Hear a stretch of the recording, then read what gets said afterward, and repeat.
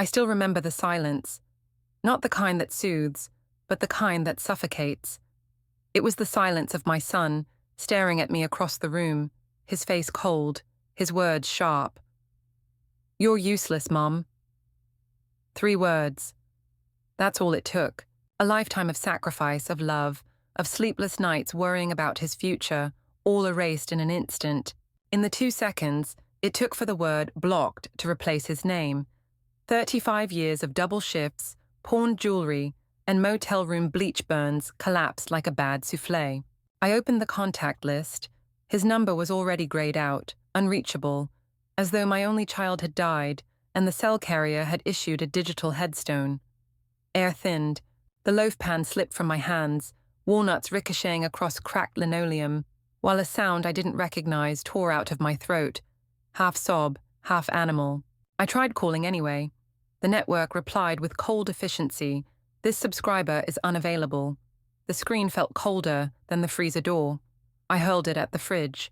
Glass spiderwebbed, battery skidded beneath the stove, and tiny red droplets blossomed on my palm, where the shards bit in, proof I was still solid, even if my son insisted I was nothing.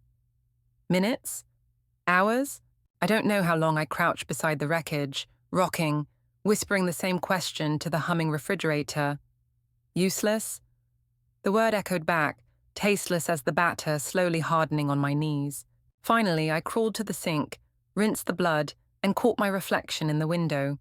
Flour-streaked cheeks, eyes that had watched every school play from the cheap seats, now wide with a brand-new terror.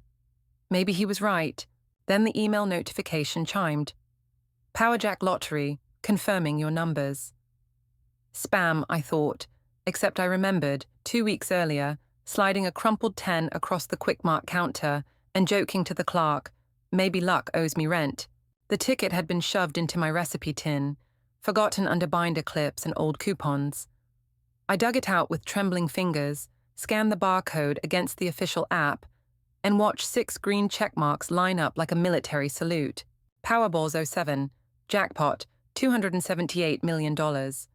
He blocked my number that same day, and 3 hours later, the world found out. I had just won the jackpot, and suddenly, my son wasn't so silent anymore. Drop your city below.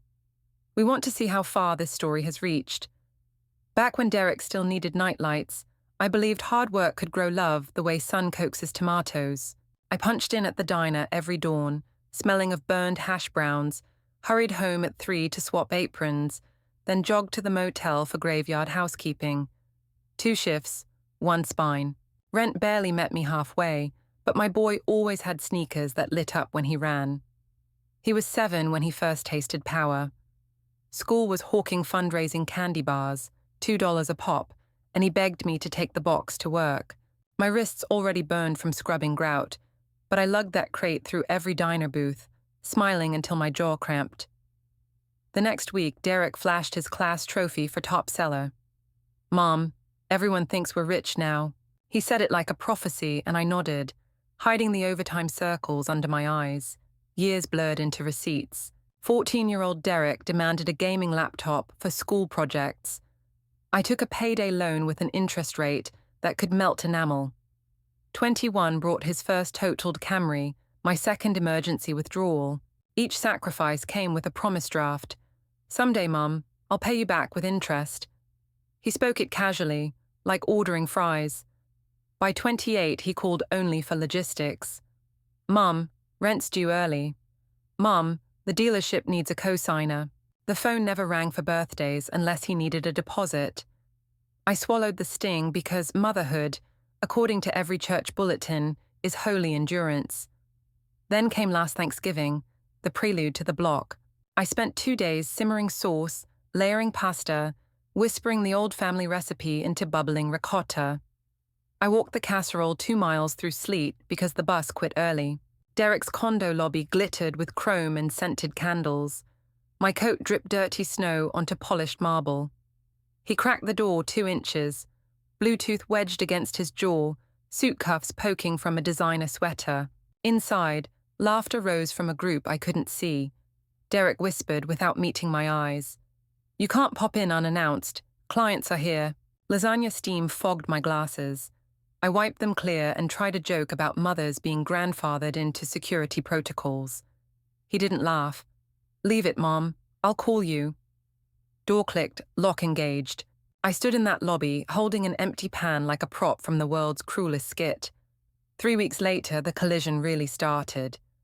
Derek called at 10 p.m., urgency sharp. "My credit card's maxed, Mum. Need you to Venmo 300 tonight." I reminded him rent was due on my own trailer. His sigh rattled the speaker. "You're always making drama. If you can't help me, just say so." I said the word he hated, no. Silence fermented until he muttered useless under his breath and hung up. That one word metastasized.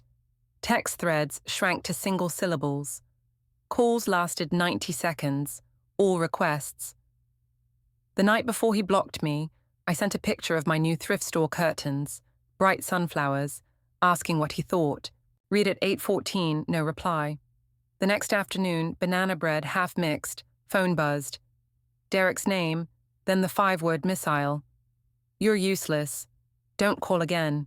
My first instinct was humor. "Sure, son, tell the electric bill I'm useless." But humor evaporated. I typed a shaking paragraph about unconditional love, pressed send. Immediately, the carrier banner, "This number is blocked." The screen felt colder than November marble. I dropped the batter bowl. It detonated on the linoleum, walnuts skittering like marbles. My chest tightened. I reached for the counter and missed, landing on my knees amid sticky dough. Memories piled over me.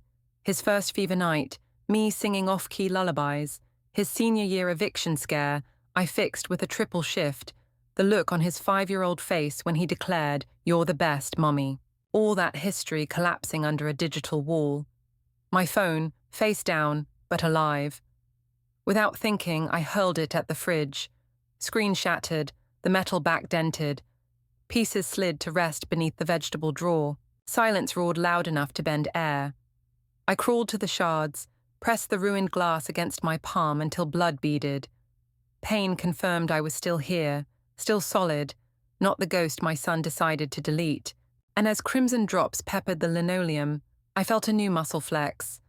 Some raw filament of self-respect I hadn't used in decades. If he could rip connection away with 5 words, maybe I could learn to breathe without his permission. The notion was terrifying. It was also the first honest breath I'd taken in years. The carrier banner glowed on the cracked screen. "This number has blocked you." 5 grey words, nothing more, yet they flattened 30-plus years of mother-son gravity into a weightless fact. I tried calling again out of muscle memory. The dialer didn't even bother to ring. It cut straight to an error tone so sharp it felt like it was drilling into the bones behind my ears. "The number you have reached is unavailable." I was panting like I'd sprinted. Unavailable. Unavailable. A single syllable escaped, half laugh, half sob. I stumbled backward, heels skidding through the banana bread batter I'd dropped earlier. The floor became an ice rink of eggs and flour, and I went down hard on my hip. Pain flashed white behind my eyelids. The phone, still buzzing on the linoleum from the impact, lit up with a new text, but not from Derek. Oh no. It was from my bank's fraud department, a bland little alert that my account was overdrawn because an automatic payment for Derek's streaming services had hit. Salt in a wound still fresh enough to pulse. I choked out a hysterical bark of laughter so loud it startled the aging beagle asleep beneath the table. I hauled myself upright by gripping the stove handle, ignoring the batter-slimed handprint I left on the enamel. 2 decades of diner rolling pins had given me wrists like suspension cables. They held. My reflection in the microwave door looked feral. Mascara smeared, chin flecked red where glass shards had pricked, hair stiff with dried flour. I needed another human voice, any voice that wasn't a synthetic, automated gatekeeper. I dialed my younger sister, Renee. She picked up on the second ring, breathless, said she was transferring laundry from washer to dryer. I opened my mouth to spill everything, but the words clogged in my throat. Renee and I hadn't been close since Mom's funeral. Our calls usually revolved around weather and discount coupons.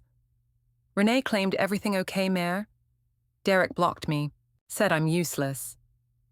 There was a stretch of silence long enough for the washer behind her to thump into its spin cycle. She cleared her throat and jumped straight into problem-solving mode, the one she used when her kids forgot homework. Did I want her to call him, mediate, stage a family meetup? I whispered a thank you, but told her no, not yet. I needed to sit with my own heart before letting someone else poke it. She agreed. Renee always had been the sensible one, and said to call back any hour of the night if the walls started closing in. The quiet after she hung up felt different from the silence Derek had left me with.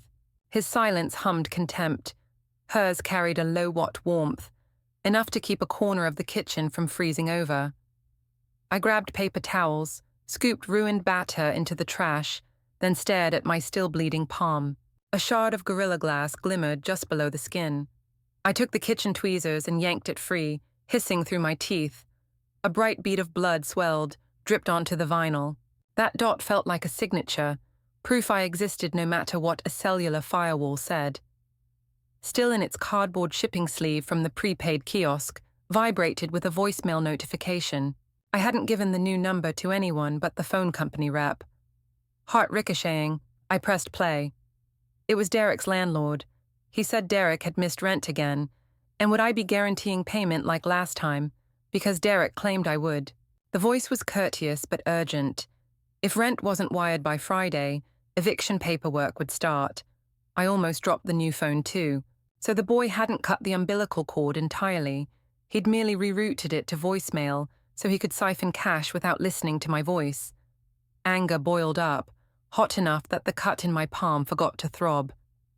I am not an ATM that spits love notes. I opened the banking app, stared at the negative balance, thought of every graveyard housekeeping shift I'd ever crawled through on caffeine and prayer. My thumb hovered over the transfer button. Years of instinct screamed, fix it, pay it, keep him safe. Another voice, one I barely recognized as mine, whispered, he blocked you. Let him feel the void he dug. The beagle whined.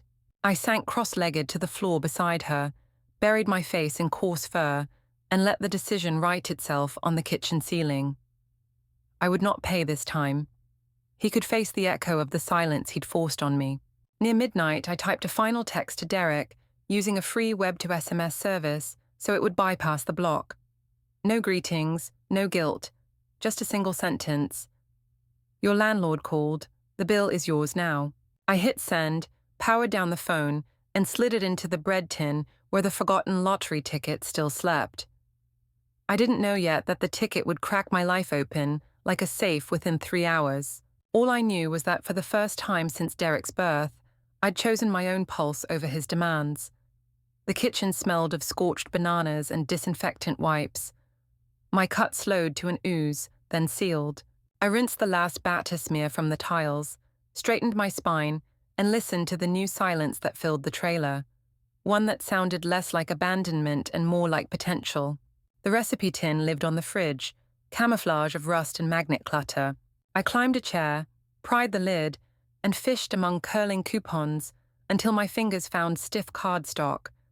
One Power Jack quick pick, coffee-stained, numbers already smudged where butter had soaked through. My heartbeat kicked double time. Phone camera, barcode scan, circle turning, Then a green banner blazed across cracked glass. Jackpot winner, 278, winner Alsaras. The air in the trailer thinned again, but this time with helium giddiness, not grief. I staggered, chair scraped vinyl, and Mrs. Lopez next door banged the wall, worried the old appliance had finally electrocuted me. I stumbled outside, clutching the ticket like a defibrillator paddle. Dry snow sifted through the streetlights, dusting the dented hoods of Pine Street Trailer Park. My breath came out in clouds, half laughter, half prayer. Mrs. Lopez's door creaked open. She wore pink foam rollers and wielded a soup ladle like a weapon. She asked if I was hurt. I thrust the ticket at her, words tumbling. Just look, I think it's real. She squinted, dropped the ladle, crossed herself twice, then shrieked loud enough to send feral cats bolting beneath the propane tanks. She hugged me so hard the cardboard crunched. A patrol cruiser, cruising the frontage road, swung its spotlight on us, assuming domestic trouble. Officer Reed stepped out, palm on holster, called "What's the emergency?"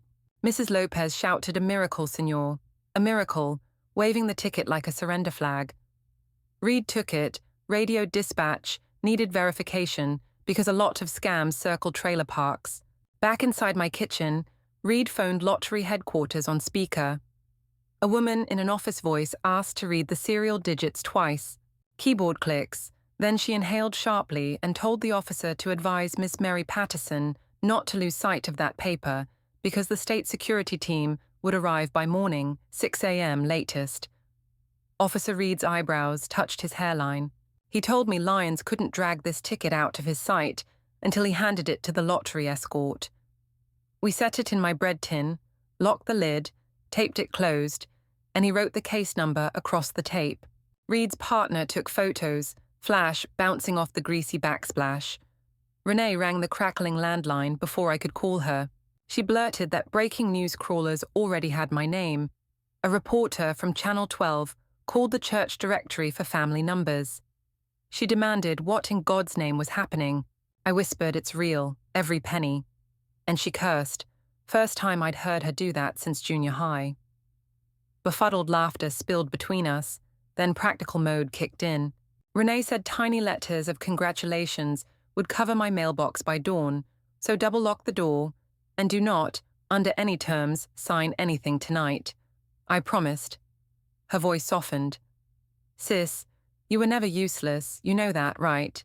My throat closed. I managed a yes that sounded like gravel. Officer Reed left after taping crime scene-style evidence seals on my windows, a joke, but also partly serious, because money fumes draw scavengers. I fed the beagle peanut butter so she'd quit whining at authoritative male shoes. Midnight ticked. I couldn't sit.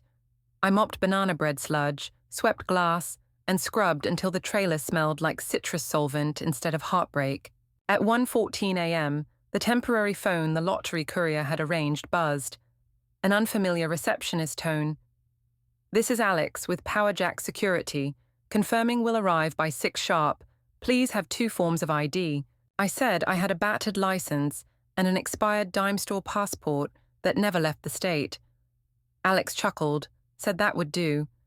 He ended with congratulations that sounded like ceremonial trumpet blasts.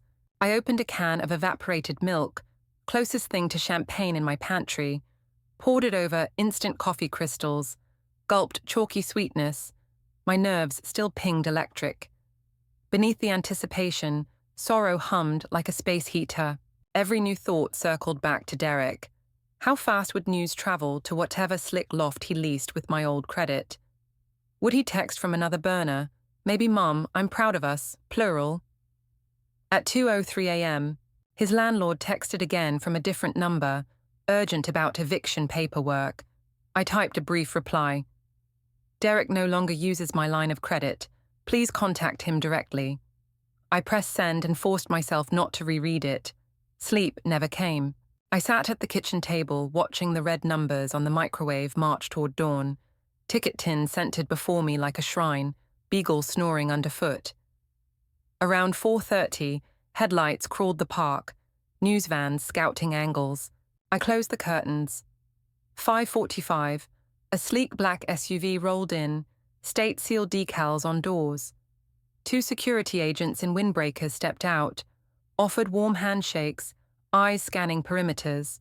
They unsealed the bread tin, scanned the ticket with a portable reader. The device chirped happy electronic confirmation. One agent handed me a prepaid phone loaded with a media liaison's direct line. He instructed, "Answer only this device until you have legal representation." He asked the ritual question, "First purchase?"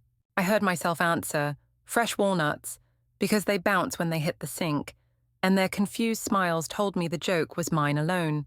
As dawn lit the greasy snowbanks, a lone figure appeared at the end of Pine Street, hoodie up, shoulders hunched against wind. He carried a duffel bag and looked exactly like a grown child who'd run out of easier options. My chest constricted, but I didn't step outside. The security agent asked if I knew him. I said he was lost and would realize it soon enough. The figure paused beneath a streetlight, took out a phone, stared. Perhaps CNN's banner just pinged. Local woman, once called useless, strikes 278 months payday. He turned, trudged back toward town as the first satellite trucks rumbled into view, antennas rising like hungry metal claws. Inside, I signed the initial claim form. Pen ink glided smoother than any writing instrument I'd owned. Under beneficiary designation, I paused, inhaled, then wrote the only name that felt right, Mary Ann Patterson. A trust that, unlike my son, would never block me again. At dawn, the frost on Pine Street usually muffles every sound, but not today. The diesel growl of satellite vans shook the aluminum walls of my trailer like thunder in a tin can. Reporters spilled onto the gravel, stepping around frozen puddles as if they were landmines. My phone, the secure one Lottery Security insisted I use, pinged non-stop with numbers that began 212, 310, 404, area codes that had never bothered learning my name before this morning. I pulled the blind a finger's width. A producer in a down parka rehearsed her stand-up, waving toward my door. Next to her, Mrs. Lopez, still in slippers, bragged about the moment she caught me mid-miracle. The reporter nodded while jotting, probably writing neighbor says winner screamed hallelujah in Spanish. Not wrong. Security agent Harlow, broad as a chest freezer, stayed planted by my steps. He turned every plea for an exclusive into a polite maybe later. The crowd doubled anyway. By 8 o'clock, a breakfast anchor from New York elbowed a local blogger for pole position. She called out in television cadence that I was an inspiration to single moms everywhere, and could I come outside for just 60 seconds. I counted 5 cameramen, 3 ring lights, and 1 drone buzzing like a giant mosquito above the drying laundry I'd forgotten on the line. Renee texted non-stop, "Breathe, keep shoulders straight, do not cry on air." I laughed because the idea of crying felt absurd. I was running on caffeine, adrenaline, and the giddy possibility that every overdue bill in the junk drawer no longer mattered.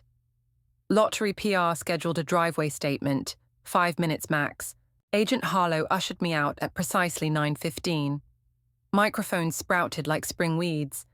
The anchor thrust hers first.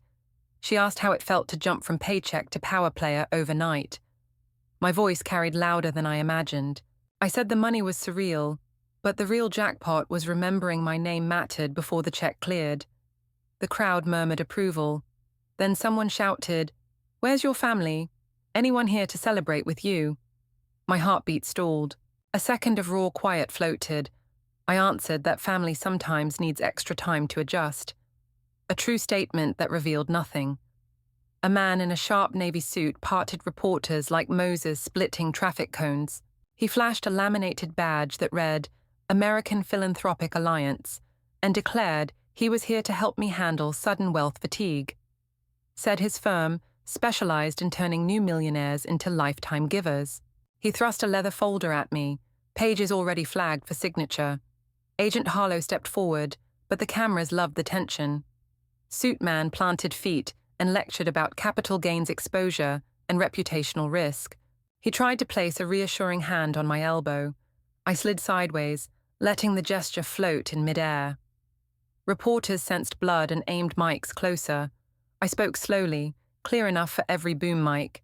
"My sudden wealth is not fatigued, sir, and my reputation survived motel bleach. It will survive today. Please step off my property before security introduces you to the gravel." Murmurs turned into a tidal wave of ooh across the press pack. Suitman's smile twitched. He muttered that some people were ungrateful for professional guidance and retreated, brushing dust from his loafers as though poverty might cling. The anchor leaned in, eyes sparkling, asked how I stayed calm. I said practice.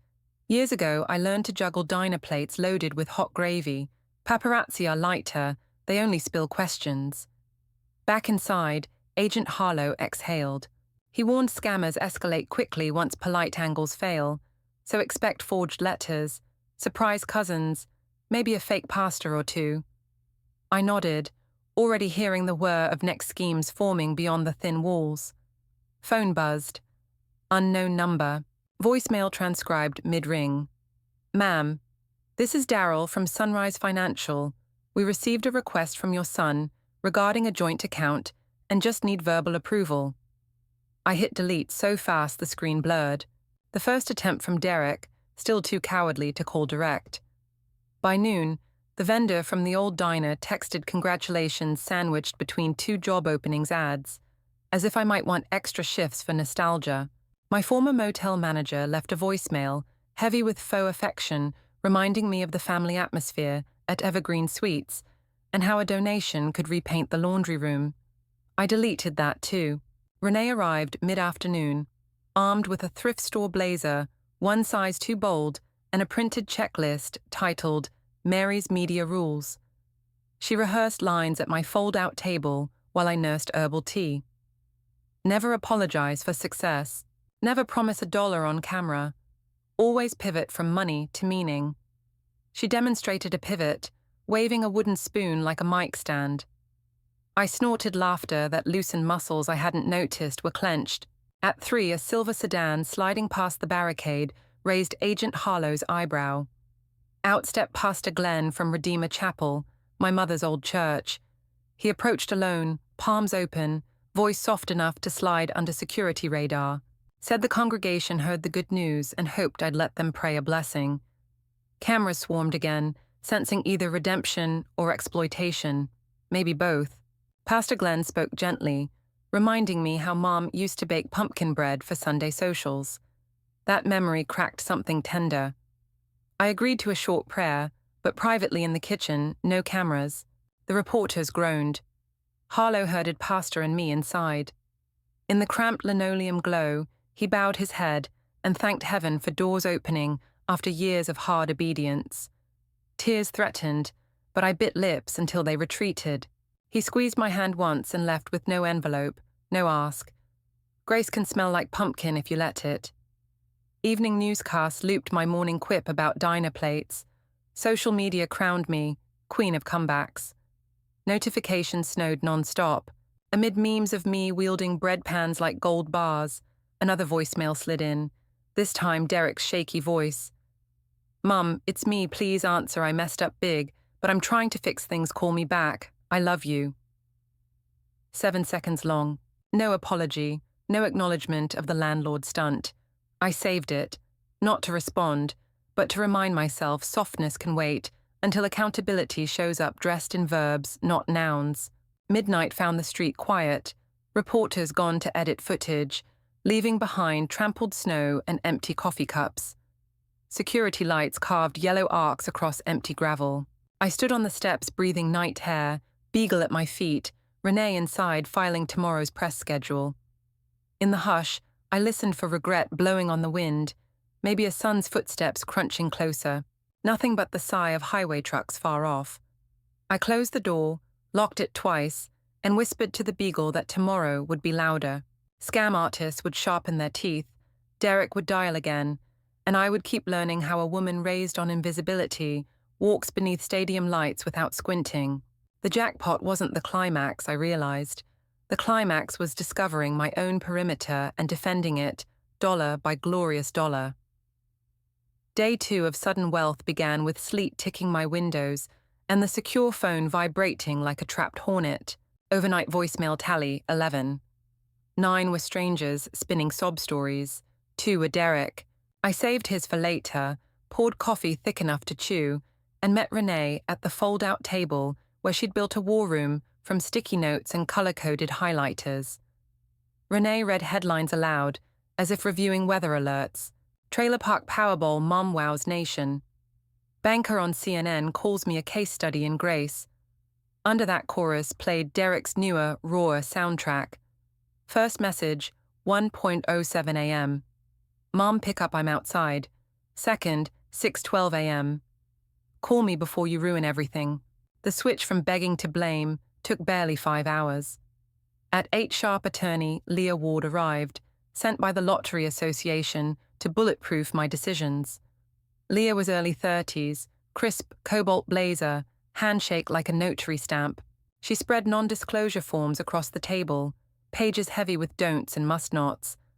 I signed, initialed, felt my old name shed another layer of fear. Beagle snored beneath our feet, unimpressed by paper shields. Bang. Bang. Porch boards creaked. Renee parted the blinds and cursed under her breath. Derek stood outside, overnight stubble, designer sneakers flecked with gravel. Phone clutched like a detonator. No cameras, no reporters. He must have timed his arrival for the lull between news vans. Agent Harlow, stationed by the trailer skirting, asked if he should turn Derek away. Leah whispered that confrontation on my property could muddy restraining order waters. Renee hissed that family needed talking, not lawyers. My pulse hammered at my temples, but I nodded. Let him in. One condition. Harlow stayed inside, arms crossed, badge plainly visible. Derek crossed the threshold, trailing air that smelled of mint and desperation. He scanned the kitchen like cataloguing assets. Thrift chairs, drying mug, the secure phone. He tried a casual grin that never reached his eyes. Derek asked Mom, "Crazy press day, huh?" Cameras everywhere. I had to talk to 3 reporters just to reach the driveway. Amazing how silence broke once money showed up. His grin twitched. "Can we sit? Talk private?" Leah introduced herself, voice cool as rain on tin, explained she represented my legal interests and would remain for any conversation. Harlow loomed near the fridge, silent compliance. Derek sagged into a chair opposite me, elbows on Formica. He launched into an apology monologue. Stress at work, landlord pressure. He'd lashed out, blocking me was a defensive reflex. Words spilled in practiced cadence, but his eyes flicked to Leah's briefcase where contract folders peaked. I breathed through my nose, tasted the metallic tang of burnt bridges. When he paused, I slid a single-page NDA across the table. My voice stayed level. "You want to rebuild trust? Sign this first. It protects our conversations from turning into tabloid quotes." Derek's eyebrows shot up. Silence, then a chuckle. "Mom, you don't need to treat me like a stranger." Leah clarified that every lottery winner's circle signed similar documents. Standard procedure. Derek's jaw flexed. He set the NDA aside without touching it. Derek said, "I just want to fix us. Money's irrelevant. I told then, the NDA should be easy." He pivoted, asking about creating a family foundation. He'd researched tax shelters that morning. Maybe we could co-chair, present a united philanthropic front.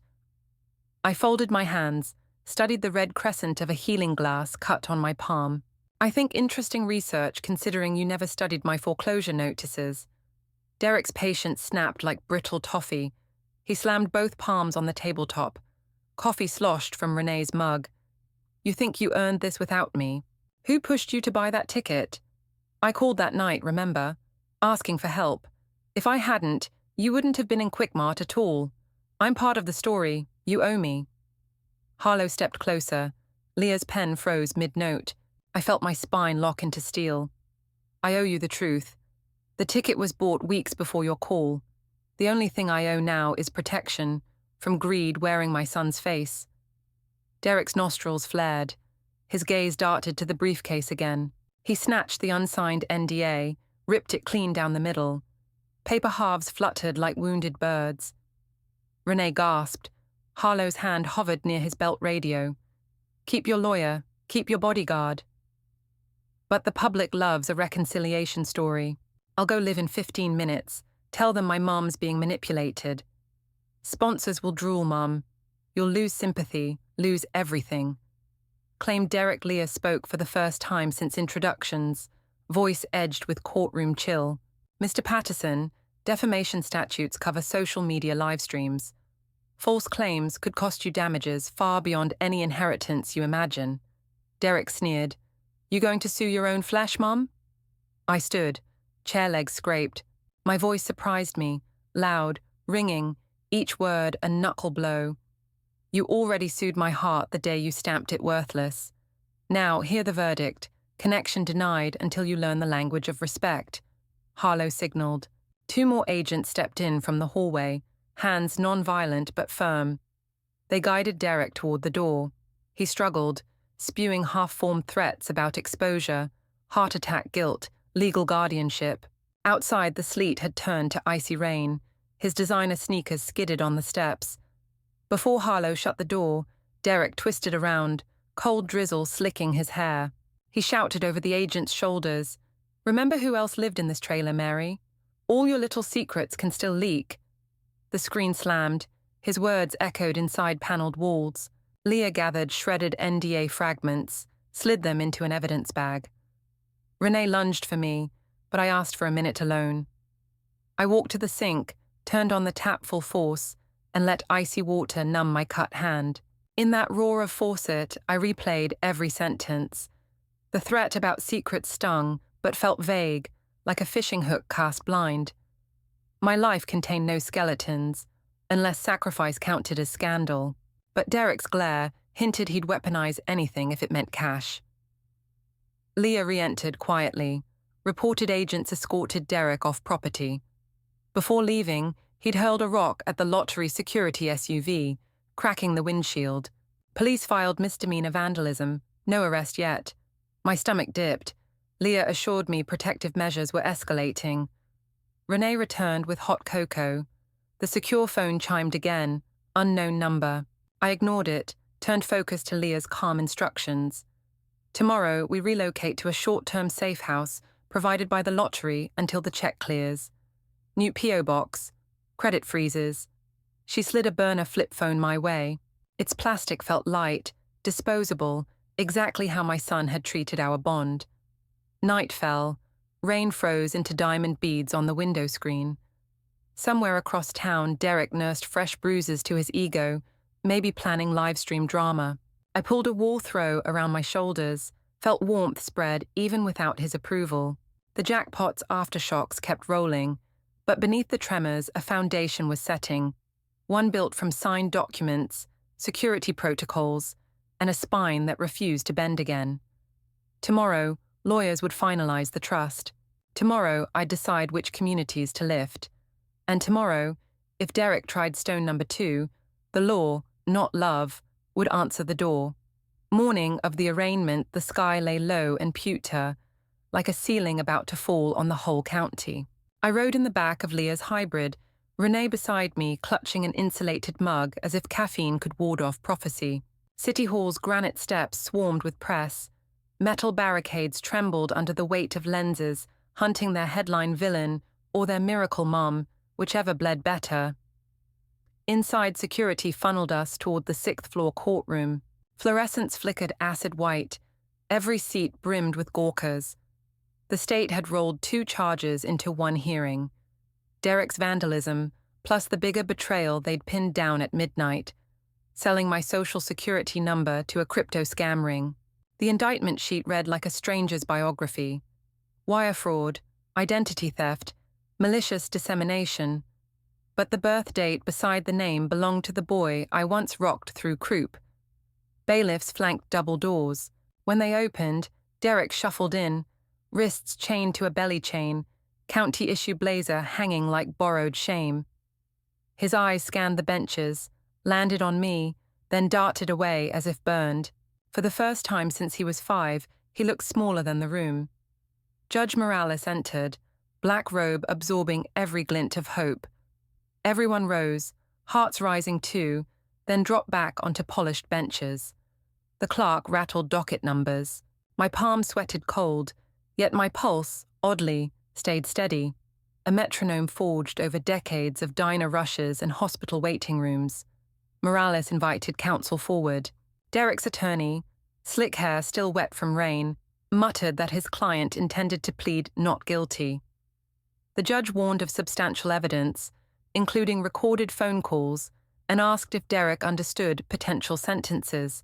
Derek nodded once, jaw clenched so hard a vein pulsed. The prosecutor requested remand, citing risk of further identity leaks. Defense countered with a proposal: electronic monitor and release to maternal supervision. All heads swiveled toward me like weather vanes. The suggestion punched breath from my lungs. Leah rose. Her voice sliced the hush. "Your Honor, Ms. Patterson emphatically declines guardianship of the defendant." Shock rippled. Cameras clicked. I kept my gaze fixed on Morales' bench, refusing the sympathy of the crowd, the accusation in Derek's widening eyes. Judge Morales leaned forward, gavel idle but heavy. She asked Leah to elaborate. Leah recited the timeline: blocking, verbal abuse, attempted extortion, NDA destruction, property damage, sale of personal data for Bitcoin. Morales listened, mouth set in a line so thin it could cut glass. Derek jerked to his feet, chains rattling thunder. He shouted the video was deep fake, that everyone here just wanted a slice of jackpot pie. Bailiffs clamped his shoulders. The outburst echoed like a gunshot through marble and pine trim. Renee gripped my hand so tight bones creaked. I kept staring at the screen because turning away felt like erasing the truth.